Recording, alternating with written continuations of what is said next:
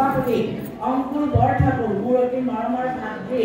আনজন হৈছে সম্পাদক ইন্দ্ৰেশ্বৰ শইকীয়া প্ৰমুখ্যে ইয়াত 200-250 কৰ্মচাৰী বিষয়ববীয়া আছে আমিও তাৰ বিষয়ববীয়াই তেওঁলোকলৈ আন্তৰিক ধন্যবাদ জ্ঞাপন কৰিছোঁ কৃতজ্ঞতা জ্ঞাপন কৰিছোঁ মহিলাসকলৰ কাৰণে তেওঁলোকে এটা এনে শুভ চিন্তা কৰিবলৈ তেওঁলোকৰ হৃদয়ত খুব মুকালে তাৰ বাবে জয়জয়তে গ্ৰাছৰ সভাপতি সম্পাদক আৰু বিষয়ববীয়ালৈ আন্তৰিক ধন্যবাদ আৰু কৃতজ্ঞতা জনাইছোঁ আৰু আজি আমাৰ মনলৈ আহিছে নহয় আমি কেৱল নাৰীসকলে অনুষ্ঠিত কৰি থকা নাৰীসকলৰ কাৰণে চিন্তা কৰি থকা আমাৰ অনুষ্ঠানবিলাকে যিখিনি আমাৰ মনত ক্ষোভ আছিল সেই ক্ষোভৰ সলনিৰ আজি কাম চলাইছে আমাৰ বোকাখাটৰ গ্ৰাছ নামৰ যি স্বেচ্ছাসেৱী সংগঠনে সেয়ে পুনৰ গ্ৰাছৰ ধন্যবাদ কৃতজ্ঞতা মৰম শ্ৰদ্ধা জনাই তেওঁলোকৰ এই জয়যাত্ৰা সুদীৰ্ঘ দিন থাকক তাকে প্ৰাৰ্থনা কৰিছোঁ মোৰ আজি খুব ভাল লাগিছে যে আমি আৰু এইকাৰণে ভাল লাগিছে যে বোকাখতীয়া মহিলাসকলে আমি এনে এগৰাকী মহিলা যিগৰাকী মহিলাক আমি সততে লগ পাওঁ কিন্তু বোকাখতীয়া মহিলাসকলক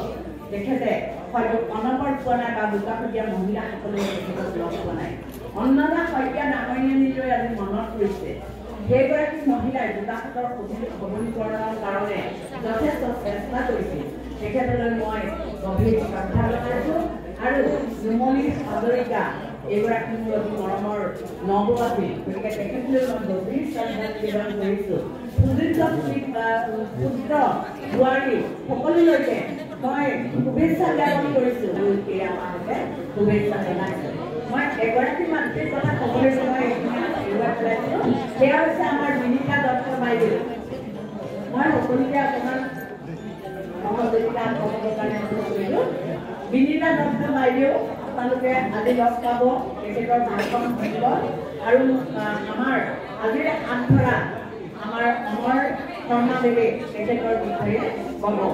মই মাত্ৰ এটা কথাই কওঁ যে মহিলাসকলক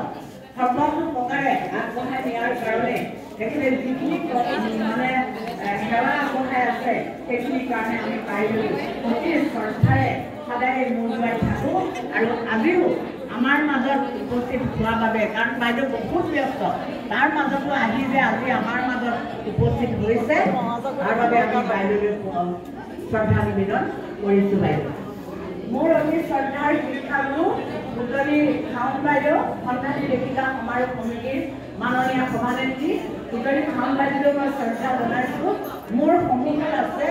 আমাৰ কুঞ্জলতা হাজৰিকা বাইদেউ মই বাইদেউলৈ শ্ৰদ্ধা জনালোঁ আৰু আজিৰ কণ্ঠী প্ৰদৰ্শনেৰে এই অনুষ্ঠানটিৰ শুভাৰম্ভ কৰা আমাৰ অতি শ্ৰদ্ধাৰ গোলাঘাট ছোৱালী হাইস্কুলৰ প্ৰাক্তন প্ৰধান শিক্ষয়িত্ৰী ৰাজ্যিক কৃষি শিক্ষক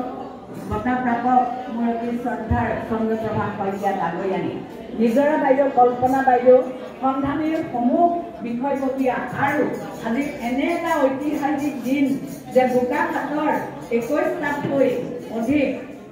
মহিলা সংগঠনে আজি গ্ৰাছৰ হাত শক্তিশালী কৰিলে আৰু আমাৰ মহিলা সবলীকৰণৰ কাৰণে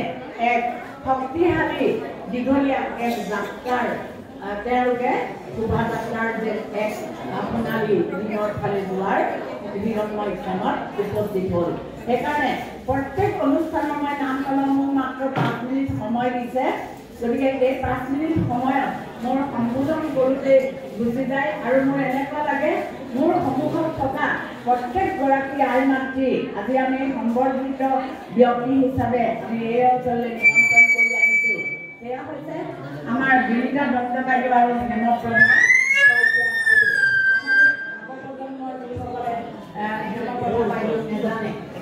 এগৰাকী সাধক তেখেত এগৰাকী বিশিষ্ট কবি তাঁত শিল্পৰ তেওঁ যথেষ্ট বুজনি থকা এগৰাকী মহিলা আমি তেখেতকো আজি এই অনুষ্ঠানটো নিমন্ত্ৰণ কৰি আছোঁ শ্ৰদ্ধা জনাইছোঁ আৰু সুদূৰ যোৰহাটৰ পৰা আমাৰ বিনীতা বাইদেউৰ লগত আমি নিমন্ত্ৰণ কৰি আনিছোঁ দীপালী গগৈ বৰুৱা ডাঙৰীয়ানী আমাৰ লেখিকা সমাৰোহ সমিতিৰ সম্পাদিকা এগৰাকী সুমাতৃ বিশিষ্ট লেখিকা তাৰোপৰি আপোনালোকক এটা কথা জনাওঁ যে এগৰাকী সুমাতৃ বৰ পুত্ৰ ডাক্তৰ আৰু দ্বিতীয় পুত্ৰই চাকৰি কৰি থকাৰ পিছতো এইবাৰ APSC দুটা বিষয়ত তেখেতে APSC দুটা বিষয়ত ৰেঞ্জাৰ আৰু SBC এই দুটা বিষয়তে একাউণ্টেণ্ট এই দুটা বিষয়তে উত্তীৰ্ণ হৈ এগৰাকী সফল মাতৃৰ পৰিচয় দিব পাৰিছে আমি সকলোৰে হৈ আপোনালোকক এটি হাত চাপৰিৰে তেখেতসকলক আপোনালোক সকলোৰে আপোনালোকক লৈ মই শুভেচ্ছা জনাইছোঁ আৰু